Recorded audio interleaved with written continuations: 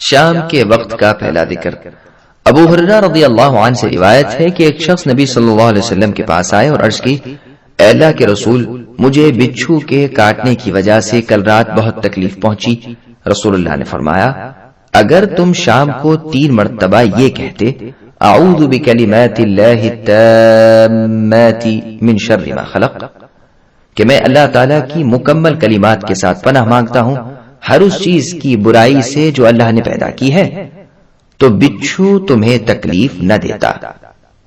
دیکھیے صحیح ابن حبان حدیث رقم 1020، صحیح مسلم حدیث رقم 2709 اور موطا مالک حدیث رقم 1705۔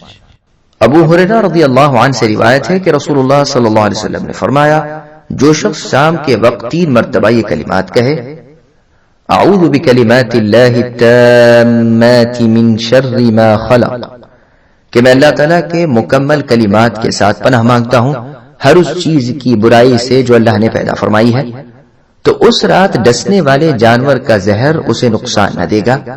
سہیل نامی راوی کہتے ہیں کہ ہمارے گھر کے افراد نے یہ دعا یاد کی اور یہ کلمات ہر رات کہا کرتے تھے۔ پھر ان کی بچی کو کسی زہریلے جانور نے ڈس دیا، لیکن اسے اس کی تکلیف نہ ہوئی۔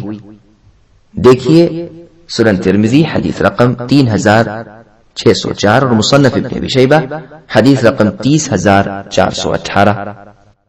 سبسکرائب کیجئے ہمارے چینل اور دبائیے بیل کا آئیکن تاکہ آپ کو ریگولر نوٹیفیکیشن اپڈیٹس مل سکے۔